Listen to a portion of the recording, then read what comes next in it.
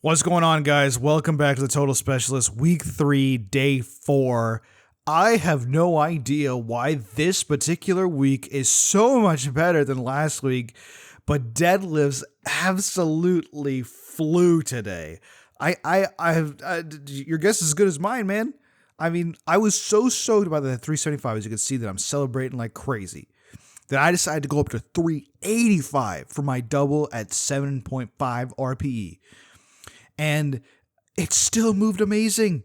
It really did. And what is so shocking to me is how much the contrast is from this week compared to last week in terms of the deadlift performance especially. I mean, you guys know that last week I was complaining so much about how deadlifts felt so trash. And this week, they feel awesome. I feel like I'm poised for a major PR here. Now, deadlifts are temperamental. Obviously, this is evidence of that. So I'm going to rein it in, pump the brakes, not get too excited. But this 340 for 4 at 7 back offset also moved super well. And I don't know what's going on, bro. Like, I don't understand anything. I really don't. Because, man, deadlifts moved amazing today. Everything was feeling great, feeling awesome. And I couldn't tell you why. I absolutely have no clue. I'll take it though. 300 for 3 sets of 4 back off. And these moved just fine as well. It was, I don't know. Again, for the deadlifts, I just can't tell you. I really can't. Somebody in the comments is going to have to explain to me why some days they feel terrible and some days they don't. I mean, I don't know. I feel strong. Maybe this is going to end up in a good spot. We had a safety squat bar. I moved up 10 pounds this week, so 255 for my set of 4 as 7. And again, like I mentioned last time, it really felt heavy when I unracked it. So much so that I was actually concerned that I might not even hit it, like at all. Like I might get stapled. But once I finished the set, it was so easy that I'm kind of kicking myself for not going up. But I figured, hey, we got SSB squats for the foreseeable future on this program. We got plenty of time to make some gains, and I'm not too concerned about it as we moved into the 225 back off sets of 7. Part of me, like I mentioned this about the leg press earlier, and that's why I'm kind of contemplating it a bit more seriously, but part of me really wants to swap to hack squats and say like, okay, we're going to do hack squats instead of SSB, actually. I also have contemplated swapping to like a pause squat or like a tempo squat, but the guys who made this program recommend that if you're going to make any exercise substitutions, first of all, you should only do them on your accessory movements, so like not your primary variations. And if you're going to make any adjustments, do them after the first block. So don't do them in the middle of the block. And then after the first block, if you make a substitution or you make a different exercise selection, then you should stick with that for the rest of the program. So basically you got the first block to figure out if you like this variation or not.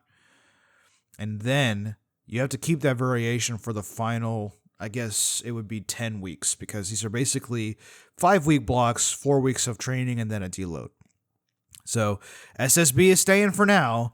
I don't know about these though. I did some Bulgarian split squats. There's this adjustable sort of rotation thing that I think is like a split squat style machine, whatever.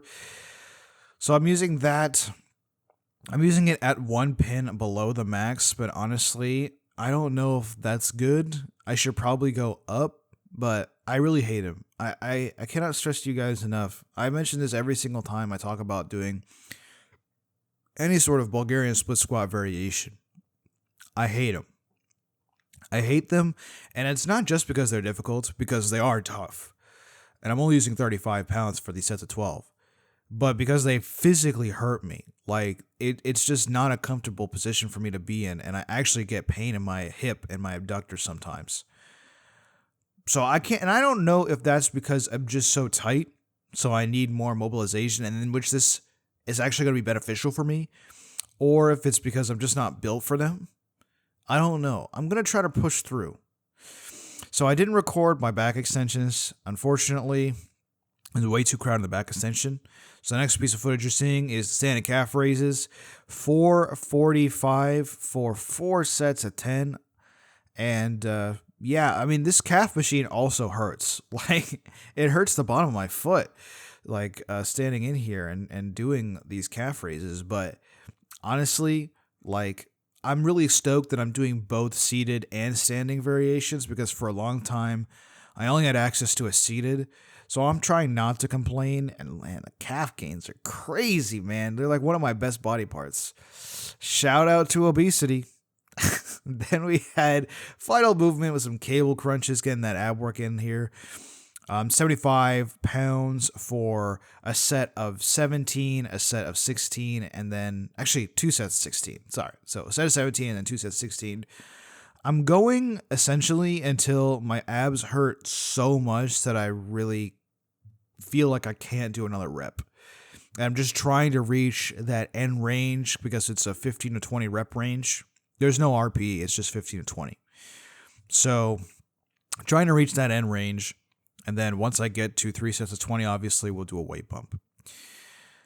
I have no idea how this workout ended up being so amazing, but 385 for a double is my 1 rep under my all-time best deadlift set, and the RPE was much more significant at that point, because that was a 3 rep max, like 100% 3 rep max. So maybe one day deadlifts will be consistent. Maybe. Hopefully. But until that day comes, I gotta take these W's. And I was on top of the world today. So, hope you guys are having a great day. And I'll catch you guys in the next one. Next week is the last week of the block. We're gonna push some heavy shit. Hopefully, at least.